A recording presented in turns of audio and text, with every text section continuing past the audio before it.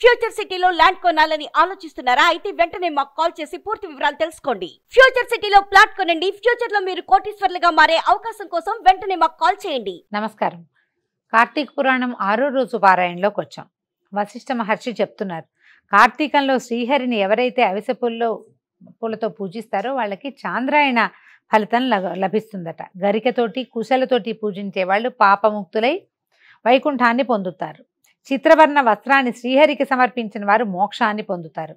కార్తీక స్నానాచరణం చేసి విష్ణు సన్నిధిని కానీ శివ సన్నిధిని కానీ దీపమాలికను ఉంచేవాళ్ళు వైకుంఠ పురాణ పాఠకులు, అంటే ఈ కార్తీక పురాణము లేదా విష్ణు పురాణము అన్నమాట. పాఠకులు శ్రోతలు కూడా విగత పాపులై పరమపదాన్ని పొందుతారు. అయితే పరమ ఆరోగ్యదాయిని సర్వపాపాలని హరించేటువంటి ఒక కథ చెప్తాను వినమంటున్నారు. కళింగ దేశీయుడైన మందరుడనే ఒకనొక బ్రాహ్మణుడు, ఇవన్నీ కూడా సంధ్యావందనాదులు విసర్జించిన వాళ్ళ కథలేనండి, అవన్నీ వదిలేస్తే ఇలా చేయొచ్చు అని చెప్తారనమాట. ఇతను సాన సంధ్యావందనాదులన్నీ విసర్జించి పరులకి కూలి పని చేస్తూ ఉండేవాళ్ళు. అతనికి పతివ్రత, సర్వసాముద్రికాది శుభలక్షణ సంపన్న, సద్గుణ సముచ్చయం చేత సుశీల అని పిలువబడే చక్కటి భార్య ఉండేది. భర్త ఎంత దుర్మార్గుడైనా అతని పట్ల రాగమే గాని ద్వేషము లేనిదై పాతివ్రత్యంతో నిష్ఠాపరిష్ఠరాలుగా ఉండేది అమ్మడు. అయితే ఈయన కూలితో జీవించడం కష్టం, ఈ కూలి పనులు చేస్తే ఎప్పటికీ జీవిస్తాము, డబ్బెటా సరిపోతుందని ఇతను ఏం చేశాడు, ఈ వనగతి అడవిలో నుంచుని కత్తులు అవి పట్టుకుని ఆ దారిలో వచ్చేవాళ్ళని దారి కాసి ధనం అపహరించేవాడు. ఈ దొంగ సొత్తుని ఇరుగు పొరుగు దేశాలకు తీసుకుపోయి పక్కవాళ్ళకి తీసుకుపోయి ఆ సొమ్ముతో కుటుంబ పోషణ చేసేవాడు. ఒకసారి దొంగతనాని కోసం దారి కాసి ఇతను ఏం చేశాడు, బాటసారిగా వస్తున్న ఒక బ్రాహ్మణాయన్ని పట్టుకుని ఆయన చెట్టు కట్టేసి ఆయన డబ్బంతా తీసేసుకున్నాడు. అటువైపు వచ్చినటువంటి ఒక పరమక్రూరుడైన కిరాతకుడు ఈ దోచుకున్న మందరుణ్ణి దోచుకోబడి బంధితుడై ఉన్నటువంటి బ్రాహ్మణుణ్ణి ఇద్దరిని చంపేసి ఆ డబ్బు తను పట్టుకుపోయాడు. కానీ వెళ్ళే టైంలో ఏమైందట, ఇక్కడ ఎప్పుడైతే ఈ చంపేస్తే నెత్తురు బయటకు వస్తుంది, నెత్తురు వాసన వచ్చేసరికల్లా ఆ దారిని పోతున్నటువంటి ఒక పులి నరవాసన గమనించి రక్తపు వాసనతో ఈ లోపలికి వచ్చేసరికల్లా, అంటే ఇది ఒక గుహలాగా ఉందన్నమాట, అక్కడికి వచ్చింది. వచ్చేసరికల్లా ఏమైంది, అదేమో వచ్చి మీద పడింది. కీరాతుడేమో ఖడ్గంతో ఏదో చేయబోయాడు. ఖడ్గం దూసుకుపోయి పులి తాలూకు పంజా గట్టిగా కోరలు తగిలేసినటువంటి కీరాతుడు నలుగురు చచ్చిపోయారు. అంటే వీళ్ళిద్దరు పోయారు, ముందు ఇద్దరు చచ్చిపోయారు. వీళ్ళ నలుగురు ఏమయ్యారు, ఈ విధంగా మరణించినటువంటి మందరుడు, తర్వాత ఆ దారిలో పోతున్న బ్రాహ్మణుడు, కిరాతుడు, పులి నలుగురు కలిసి యమలోకానికి వెళ్ళి కాలసూత్రం అనేటువంటి నరకంలో పడ్డారట. యమకింకర్లు వీళ్ళని పురుగులు, అమేధ్యం అంటే పేడ విసర్జకాలన్నమాట, అవి ఉన్నటువంటి తడిగా ఉన్నటువంటి రక్తకూపంలో పడేశారు. నెత్తుట్లో పురుగులున్నాయి, పేడ, మానవ విసర్జకాలు అవన్నీ ఉంటాయి, అలాంటి దాంట్లో పడేశారట. ఈ భూలోకంలో ఈ అమ్మాయి మాత్రం, ఈ మందరుడి భార్య, ఆయన చచ్చిపోయాడనే సంగతి తెలియక హాయిగా నిత్యం భర్తని తలుచుకుంటూ ధర్మభర్తంతో హరిభక్తితో హాయిగా చక్కగా మంచిగా ఉండేదన్నమాట. ఒకనాడు నిత్యము నారాయణ నామస్మరణ చేసేవాడు, సర్వులయందు భగవంతునే దర్శించేవాడు, నిత్యానంద నర్తండు అయిన ఒక యతీశ్వరుడు ఇక్కడికి వచ్చాడు. వచ్చేసరికల్లా ఈ అమ్మాయి శ్రద్ధాశక్తులతో ఆయన పిలిచేసి, అయ్యా మా ఆయన ఏదో పని మీద వెళ్ళాడు, ఇంట్లో లేడు, నేను ఒక్కదాన్నే ఉండి ఆయన కోసం చూస్తున్నానమ్మా అంటే, ఈయన బాగా ఆలోచించి ఈయన ఏమన్నాడు, అమ్మాయి నువ్వు ఆవేదన పడద్దమ్మా, ఇది కార్తీక పూర్ణిమ పర్వదినం, మీ ఇంట్లో పురాణ శ్రవణాదులు ఏర్పాటు చెయ్యి, దానికి ఒక దీపం చాలా అవసరం, దీపాన్ని తగినంత నూనె నా దగ్గరుంది, నువ్వు ఒక ఒత్తి ప్రమిద పట్టుకొచ్చావంటే దీపం వెలిగించచ్చమ్మా అన్నాడు. ఈ అమ్మాయి ఒప్పుకొని ఏం చేసింది, ఆ చిన్న గుడిసెలో ఉన్నారు, చక్కగా గోమయంతో ఆవు పేడతోటి ఇల్లంతా చక్కగా అలికి పంచవర్ణాలతోటి ముగ్గులు పెట్టి పత్తిని శుభ్రం చేసి 2 ఒత్తులు చేసి ఆయన ఇచ్చిన నూనెని తన ఇంట్లో ఉన్న ఒక పాత ప్రమిదలో పోసి ఈ ఒత్తులు 2 వేసి చక్కగా వెలిగించి ఆ ప్రమిదని, ఆ దీపాన్ని విష్ణువుకి సమర్పించింది. ఆయన విష్ణువుని పూజించి పురాణ పఠనం మొదలు పెట్టుకున్నాడు. ఈ అమ్మాయి ఏం చేసింది, చుట్టుపక్కల ఇళ్ళ వాళ్ళందరికీ వెళ్ళి అన్నిళ్ళకి మా ఇంట్లో పురాణ శ్రవణం చేస్తున్నారు ఒక యతీశ్వరుడు, మా ఇంటికి రారండమ్మా అని పిలిచింది. అందరూ వచ్చారు, కొంతమంది ఆసక్తి ఉన్న వాళ్ళు. ఈ అమ్మాయి చాలా శ్రద్ధాళువుగా చక్కగా ఈ పురాణ శ్రవణాన్ని చేసింది. ఆమెకు శుభాశీస్సులు అందించి యతీశ్వరుడు వెళ్ళిపోయాడు. నిరంతరం హరిసేవంతో ఈమె ఇంకా భర్త వస్తే వస్తాడు, లేకపోతే లేదనుకుందో ఏమో పాపం, జ్ఞానిగా తదుపరి ఎప్పటికో కాలధర్మాన్ని చెందింది. తక్షణమే శంఖచక్రాంకితులు, బాహువులు కలిగిన వాళ్ళు, పద్మాక్షులు, పీతాంబరధారులు అయినటువంటి విష్ణుదూతలు మన సుందర మందారాది సుమాలతోటి ఎంతో అద్భుతంగా అలంకారం చేసినటువంటి దివ్య విమానాన్ని తెచ్చి ఆ సుశీలను తీసుకుపోయి అందులో కూర్చోబెట్టి ఆ విమానాన్ని తీసుకెళ్తున్నారు. ఈవిడ వెళ్తున్న దారిలో నరకం మీదుగానే వెళ్తుందట వైకుంఠానికి దారి. ఆ నరకంలో బాధలు పడుతున్నటువంటి 3 జీవులతో కలిసి బాధలు పడుతున్న తన భర్తను చూసి సరే అంటే ఖచ్చితంగా భర్తను గుర్తుపట్టేసింది అమ్మడు. గుర్తుపట్టి ఆ విమానాన్ని ఆపించి ఎందుకు నాయనా ఇక్కడ బాధపడుతున్నాడు అని విష్ణు పార్షదులను అడిగితే వీళ్ళు ఏం చెప్పారంటే, ఈ మందరుడు విప్రకుల సంజాతుడే కానీ వేదాచారాలు విసర్జించాడమ్మా, అతను చేయవలసిన పని చేయలేదు, వేరే వాళ్ళు చేయాల్సిన పని చేస్తున్నాడు. దాంతోపాటు ఆ ఉన్న బ్రాహ్మడేమో మిత్రద్రోహి, మిత్రుని చంపి అతని సంపద తీసుకుపోతూ ఉండగా మీ ఆయన ఆపి వాడిని పట్టుకున్నాడు. ఈ కిరాతుడేమో వీళ్ళిద్దరిని చంపి తను తీసుకోబోయాడు. వీళ్ళందరినీ చంపేసింది పులి. అయితే వాళ్ళిద్దరిలో ఇద్దరిని ఒకటి చంపాడు, వాడినేమో పులి చంపింది. ఈ పులేమో పూర్వజన్మలో ద్రావిడ బ్రాహ్మణుడై ఉండి ద్వాదశి నాడు భక్ష్యాభక్ష్య విచక్షణ రహితుడై తను చేసినటువంటి తైలాదిక భోజనాదుల వల్ల నరకాన్ని పొందాడు. అంటే ఏకాదశి నాడు ఉపవాసం ఉండి ద్వాదశి నాడు కొన్ని విసర్జకాలు అంటే కొన్ని రకాలు తినకూడదని లెక్క ఉంది.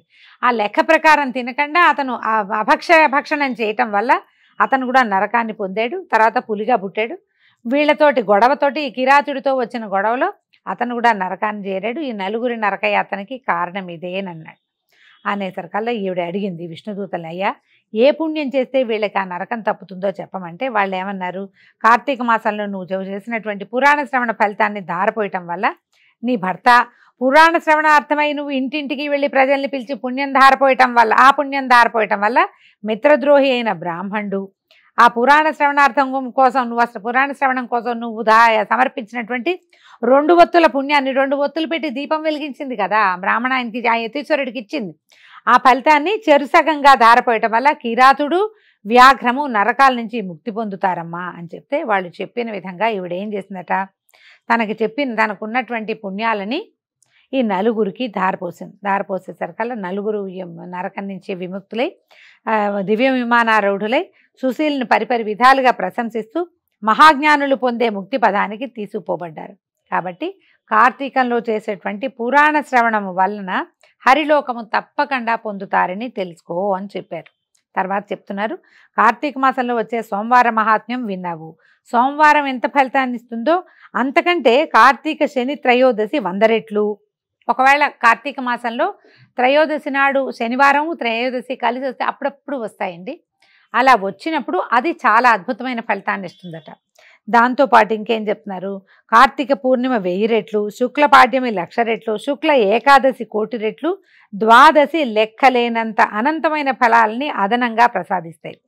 మోహం చేతనైనా సరే శుక్ల ఏకాదశి నాడు ఉపవసించి మరునాడు బ్రాహ్మణయుక్తులై పారాయణ చేసేవాళ్ళు సాయుధ్య మోక్షాన్ని పొందుతారు.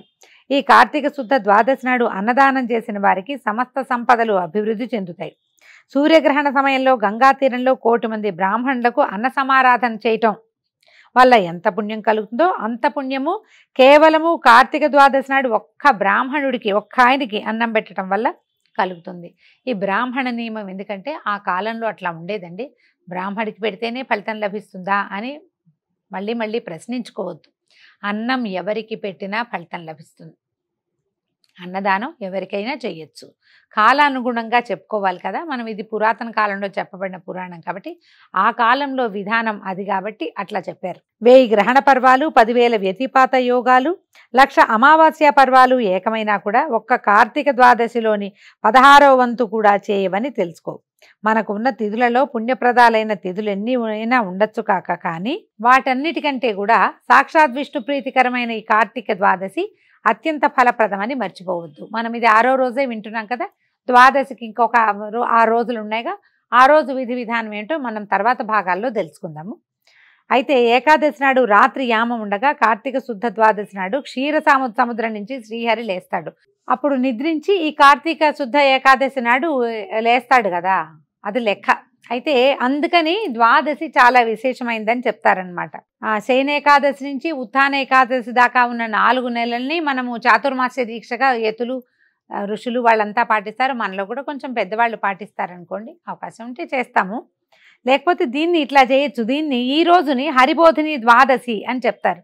అందువల్ల ఈ హరిబోధిని నాడు ఎవరైతే కనీసం ఒక్కరికైనా అన్నదానం చేస్తారో వాళ్ళు ఇహంలో భోగాల్ని, పరంలో భోగి సేవనాన్ని పొందుతారు, సేవని పొందుతారట. అంటే మనం ఇక్కడేమో సంతోషాన్ని పొందుతాం బతికుండగా, జీవించి ఉండగా జీవితం చాలా బాగుంటుంది. మరణించిన తర్వాత భోగిసేనుడు అంటే విష్ణుమూర్తి, ఆయన పాము మీద పడుకుంటాడు కదా, భోగిసేనుడు అంటే అది పాము మీద సేనించేటువంటి ఈ సర్పసేనుడు శేషసేనుడైనటువంటి విష్ణువు యొక్క సాయుధ్యముక్తిని మనం పొందుతాం, ఆయనలో కలిసిపోతాం, ఆయన ఉన్న ప్రాంతంలో ఉంటామన్నమాట. కార్తీక ద్వాదశి నాడు పెరుగు అన్నదానము చేయటం వల్ల సర్వోత్కృష్టమైన దానంగా దాన్ని చెప్తారు. ద్వాదశి నాడు పాలిచ్చే ఆవుని వెండి డెక్కలు బంగారు కొమ్ములతో అలంకరించి పూజించి దూడతో సహా గోదానం చేస్తారో వాళ్ళు ఈ ఆవు శరీరం మీద ఎన్ని రోమాలైతే ఉంటాయో అన్ని వేల సంవత్సరాలు స్వర్గంలో నివసిస్తారు. వస్త్రదానం చేస్తే సంచితార్థాలన్నీ సమసిపోయి వైకుంఠాన్ని పొందుతారు. తర్వాత శుద్ధ ద్వాదశి నాడు సాలగ్రామాన్ని బంగారపు తులసి వృక్షాన్ని దక్షిణా సమేతంగా దానం చేస్తే చతుస్సాగర పర్యంతమైన సమస్త భూమండలాన్ని దానం చేసినటువంటి ఫలితాన్ని పొందుతాం. దానికి నిదర్శనంగా ఒక కథ చెప్తున్నారు, ధర్మవీరోపాఖ్యానం. చాలా బాగుంటుందండి కథ. పూర్వం గోదావరి తీరంలో దురాచారవంతుడు పరమ పిసినుగొట్టు అయిన ఒక వైశ్యుడు ఉండేవాడు. ఈయన దాన ధర్మాలు చేయకపోవటమే కాక తాను తినకుండా కూడా, తాను చేయకపోతే పోయావు సొంతానికైనా తినచ్చు కదా, ఆత్మారామ ప్రీత్యర్థమైనా తినచ్చు, కొంతమంది అది కూడా చేయరు, తినరు పాపం. తినకుండా చాలా డబ్బు పోగు చేశాడు. ధనధాన్యాలే కాదు ఎవ్వరికి కనీసం మాట సాయం కూడా చేసేవాడు కాదు. ఏదైనా అవకాశం వస్తే పరులను నిందిస్తూ పరద్రవ్యాసక్తుడై మసలే ఇతను ధనాన్ని వడ్డీలకు తిప్పుతూ అంతకంతకీ ద్రవ్యాన్ని పెంచుకోసాగాడు. అయితే ఒకనాడు ఏమైంది, వాళ్ళ పక్క ఊరికి వెళ్ళి తనకి డబ్బు ఇవ్వాల్సిన వాళ్ళని ఎత్తి మీద కూర్చున్నాడు అనమాట. వడ్డీతో సహా ఇప్పుడే చెల్లించమంటే ఆయనేమో నీ బాకీ ఎగేసేవాడిని కాదు, ఎందుకంటే నేను నమ్ముతాను దీన్ని, ఎవడైతే రుణం తీర్చకుండా పోతాడో వాడు వచ్చే జన్మలో ఈ డబ్బు ఇచ్చిన వాడికి కొడుకుగా పుట్టి ఆ రుణాన్ని చెల్లుబాటు చేయాలి, కాబట్టి నేను పొరపాటును కూడా ఈ పని చేయను అయినా మాసాంతానికి నీ డబ్బు ఇచ్చేస్తాను, ఓర్పు వహించి ఉండమని బతిమలాడాడు. అయితే ఈ మాట ఆయనకి నచ్చల. వచ్చే జన్మలో నీ కడుపును పుట్టాలనైనా ఆ గోలంతా నాకెందుకు, నేను ఇప్పుడే డబ్బులు ఇస్తానన్న కానీ కొంచెం అవమానంగా అనిపించి నీ కబుర్లు నా దగ్గర కాదు, నీ బాకీ వసూలు కోసం నెల్లాడు ఆగలేను, నేను నెలాఖరు దాకా నేను ఆగను, మర్యాదగా ఇవ్వు లేకపోతే కత్తి చూపించాడు, చంపేస్తానన్నాడు. అయితే యథార్థంగా ఆ సమయంలో నిజంగా డబ్బులు లేవని ఆయన ఎంత బతిమలాడాడు. పాపం బ్రాహ్మణుడు, నేను అప్పు తీర్చలేను ఆయన, ఇప్పుడు నా దగ్గర లేదంటే మండిపడి విసినారు వైశ్యుడు ఏం చేశాడు, ఆ బ్రాహ్మణుడిని జుట్టుపుచ్చుకులాగి నేల మీద పడదోసి కాలుతో తన్ని కోపం తీరక కత్తితోటి గుచ్చాడు, చంపడానికి కాదు గుచ్చాడు. అయితే ఏమైంది, ఆ చిన్న గుచ్చుకే ఇతను కొంచెం బలశాలిగా ఉన్నాడు, ఆయన కొంచెం బడుగు బక్కగా ఉన్నాడు, ఆయన కాస్త సన్నటివాడు, వృద్ధుడు కూడా అయి ఉంటాడు. దాంతో ఒక్క చిన్న ఘాటుకే బెదిరి ప్రాణాలు వదిలేశాడట బ్రాహ్మడు. అయితే ఈయన వైశ్యుడు హత్యా నేరానికి రాజు దంటిస్తాడని వెంటనే గుడ్డుగా ఇంటికి పారిపోయి భయంగా బతికేవాడు. కానీ ఎంతకాలం బతుకుతాము, కొన్నాళ్ళు అయ్యాక మనం మరణించక తప్పదు కదా. ఈ మరణం తర్వాత ఏమైంది, యమకింకర్లు ఈ జీవుణ్ణి నరకానికి తీసుకుపోతే రురువు అంటే రౌరవం అని చెప్తాం కదా, రౌరవము పేరు వినుంటారు మీరు, రౌరవాది నరకాలు అంటుంటాం. రురువు అనే మృగాల చేత వాటి శృంగాల చేత పీటింపబడే ఒకనొక యాతననే రౌరవం అంటారు. అదేదో భయంకరంగా మంటలు కక్కే ఒక జంతువు అట, దానికి కొమ్ములు ఉంటాయట, ఆ కొమ్ములతోటి కుమ్ముతూ ఉంటుందన్నమాట, పైగా దాని నోట్లోంచి మంట వస్తుంటుంది. ఆ మంట ఇది కుమ్మిన చోట వేడి కూడా తగిలితే ఎట్లా ఉంటుంది, అలాంటి నరకంలో పడ్డాడట. పడితే ఈ నరక విభాగంలో పడిపోయాడు. అసలు యమకింకర్లు ఉంటారుగా, వాళ్ళ ఆజ్ఞని నిర్వర్తిస్తున్నారు, మృగాలతోటి కుమ్మిస్తున్నారు. ఈ భూలోకంలో ఈ లుబ్ధ వయస్సుని యొక్క కుమారుడు ధర్మవీరుడు అనేవాడు ఉండేవాడు. అయితే వీడు పరోపకారి, మహాదాత, తండ్రి బాగా దాచిపెట్టాడు, వీడు దానపరుడుగా ఉండేవాడు. పిత్రార్జితమైన అగణిత ధనరాశులతో ప్రజాశ్రేయస్సుకై చెరువులు నూతులు తవ్వించి తోటలు వేయించి వంతెనలు కట్టించి పేదలకు వివాహోపనయనాదులు చేయిస్తూ యజ్ఞయాగాది క్రతువులు క్షుత్పీడితులకు తమ భేదరహితంగా అన్నదానాల్ని చేస్తూ మహాధర్మాత్ముడుగా పేరు పొందాడట. తండ్రి అంతా పిసినారివాడేమిటో, కొడుకు ఇంత ఖర్చుదారి మనిషి ఏమిటో మరి అలా జరిగింది. ఒకనాడు ఈ ధర్మవీరుడు విష్ణు పూజ చేసే సమయానికి త్రిలోక సంచారిగా ఉన్నటువంటి నారదుడు ఇక్కడికి వచ్చాడు. ఈ చూసేసరికల్లా ధర్మవీరుడు ఈయనకి దండం పెట్టాడు. రండి అన్నాడు, అర్ఘ్యం పాద్యం ఇచ్చాడు. మీరు భూమికి రావడము మా ఇంటికి రావడం చాలా సంతోషంగా ఉంది, నువ్వు చెప్పు నాయన, నువ్వు ఆజ్ఞాపించు, నువ్వేమడిగితే అది చేస్తాను, ఏం చెప్తే అది చేస్తానంటే ఈయన చిరునవ్వుల్లో నవ్వుతూ ఏమన్నాడు, నాయన నువ్వు నాకేం చెయ్యాలయ్యా, నాకేం అక్కర్లేదు. అయితే ఈరోజు కార్తీక శుద్ధ ద్వాదశి, శ్రీ మహావిష్ణువుకి అత్యంత ప్రియతమైన రోజు. ఈ రోజున చేసేటువంటి స్నాన దాన జపతప ప్రభృతి కార్యాలన్నీ కూడా విశేషమైన ఫలితాన్ని ఇస్తాయి. ఈ సూర్యుడు తులారాశిలో ఉండగా వచ్చినటువంటి ఈ ద్వాదశి నాడు ఎవరైతే ప్రాతస్నాతులై పొద్దున్నే స్నానం చేసి సాలగ్రామం దానం చేసేవాళ్ళు, దరిద్రులు కానీ, ధనికులు కానీ, యతులు కానీ, వానప్రస్థులు కానీ, బ్రాహ్మణ క్షత్రియ వైశ్య శూద్ర స్త్రీజనులు ఎవరైనా సరే జన్మజన్మాంతర కృత పాపాలు దహింపజేసుకున్న వాళ్ళు అవుతారు నాయన. ఇంకో ముఖ్యమైన విషయం చెప్తాను విను. మీ నాన్న మరణించిన తర్వాత యమలోకంలో పడరాని పాటలు పడుతున్నాడు. అతనికి నరకబాధ విముక్తిని కల్పిద్దు కానీ వాళ్ళ ద్వాదశి కదా, సాలగ్రామ దానం చేయమన్నాడు. అయితే చెప్పిందంతా విని నవ్వాడు. మా నారద మునీంద్ర, మా నాన్న పేరు మీద గో భూ తిల సువర్ణాది దానాలు ఎన్ని చేశానో వాటి వల్ల వేటి వల్ల వెలువరించని అంటే వీడని నరక బాధ కేవలం సాలగ్రామం అనే పేరున్న ఈ రాతిని దానం చేస్తే అవుతుందా? అయినా సాలగ్రామం అనే రాయికి ఎందుకు పనికొస్తుంది? రాయి అది తినడానికి పనికిరాదు, అలంకారానికి నవరత్నాల్లోది కాదు, ఏ రకంగానూ ఎవ్వరికీ ఎందుకు పనికిరాని దాన్ని నేను ఎందుకు దానం చేయాలి? రాతి దాతకి కీర్తి ఉండదు, ఆ దానం పట్టిన వాడికి సుఖం ఉండదు, కాబట్టి నేను సాలగ్రామ దానం చెయ్యను అన్నాడు. సాలగ్రామం గుండ్రంగా కనపడుతుంది, రాయిలాగా ఉంటుంది. దాని ప్రత్యేకత, దాని మహాత్మ్యము, దాని మహత్తు, దాని శక్తి తెలిసినవాడు తెలిసినట్టుంటాడు, తెలియని వాడికి అది రాయిగానే ఉంటుంది. ఏదైనా అంతే కదా. అయితే నారదుడు ఎంత అనునయంగా చెప్పినా ధర్మవీరుడు తన మూర్ఖత్వాన్ని వదల సాలగ్రామ దానానికి ఒప్పుకోలేదట. సరే, నారదుడు వెళ్ళిపోయాడు. కొంతకాలానికి ధర్మవీరుడు మరణించాడు. గౌరవనీయుడు సర్వహితాత్ముడు అయినటువంటి పెద్దవాడి మాట, నారదుడి మాట విననందుకు, పాటించని పాపానికి, సాలగ్రామ దానం చేయనని నిరాకరించటం వలన నరకగతుడై అనంతరం 3 సార్లు పులిగాను, 3 సార్లు కోతిగాను, 5 సార్లు ఆబోతుగాను, 10 పర్యాయాలు స్త్రీగాను జన్మించి వైధవ్య బాధని పొందాడు. పునః 11వ జన్మలో ఒక యాచకుని పుత్రికగా జన్మించవలసి వచ్చింది. పురాకర్మ వల్ల వివాహం అవగానే పెళ్లి కుమారుడు మరణించాడు. ఒక్కనగానొక్క కూతురికి జరిగినటువంటి ఈ వైధవ్యాన్ని కలిగింది దాన్ని చూసి చింతించి యాచక బ్రాహ్మణుడు, ఆయన కొంచెం యాచకుడు అయినప్పటికీ మంచి జ్ఞాన దృష్టి కలిగినవాడు. ఈయన తన కూతురి పురాకర్మను గతపాప ఫలాన్ని తెలుసుకున్నవాడే ఆమెకి సవిస్తరంగా విషయం చెప్పి కార్తీక సోమవారం నాడు వేదోక్త విధిగా జన్మజన్మార్జిత పాపనాశకమైన సాలగ్రామ దానాన్ని చేయించాడు. ఆ పుణ్యఫలావాప్తి వలన మరణించిన పెళ్లి కొడుకు పునర్జీవితుడయ్యాడు. ఆ దంపతులు ఇహస్య జీవితాన్ని ధర్మకామ సౌఖ్యాలతో కలిపి కాలాంతరంలో స్వర్గాన్ని చేరి పుణ్యఫలానుభవ వ్యాప్తులయ్యారు. తదుపరి ధర్మవీరుడు 23వ జన్మగా ఒక బ్రాహ్మణుని ఇంట శిశువుగా పుట్టి పూర్వజన్మలో చేసిన మహత్వపూర్వక సాలగ్రామ దాన పుణ్య విశేషం వలన జ్ఞాని అయి ప్రతివర్ష ప్రయుక్త కార్తీక సోమవారము పర్వదినాలలో సాలగ్రామ దానాన్ని ఆచరిస్తూ ఆ పుణ్యఫలముగా మోక్షప్రాప్తుడయ్యాడు. ఇతగాడి సాలగ్రామ దాన మహాపుణ్యం వలన రౌరవగతుడైనటువంటి ఇతని తండ్రి కూడా నరకం నుంచి విముక్తుడయ్యాడు. కాబట్టి జనక మహారాజా, కార్తీక మాసంలో సాలగ్రామ దానం చేత విష్ణువు సంప్రీతుడై విశేష పుణ్యాన్ని కల్పిస్తాడని ధ్రువపరుచుకో. ఎంతటి పాపానికైనా సరే కార్తీక మాసంలో సాలగ్రామ దానం చేయటమే సర్వోత్తమమైన ప్రాయశ్చిత్తం. ఇంతకు మించిన ప్రాయశ్చిత్తం మరొకటి లేదు అంటంలో ఎంత మాత్రము అతిశయోక్తి లేదు అన్నాడు. అయితే ఈ సాలగ్రామ దానము ఇవి ఎలా చేయాలి అని చాలామంది అడుగుతారండి. దీనికి మన పురోహితులు ఎవరైనా, మనం ఇంట్లో సత్యనారాయణ వ్రతాలకి, పెళ్ళిళ్ళకి, శుభకార్యాలకి పిలుచుకుంటాం కదా, వారిని ఎవరినైనా సంప్రదిస్తే వారే సాలగ్రామాన్ని తీసుకొస్తారు. మనం కొంత ధర చెల్లించి సాలగ్రామాన్ని తీసుకుని సమంత్రకంగా దానం చేసుకోవచ్చు.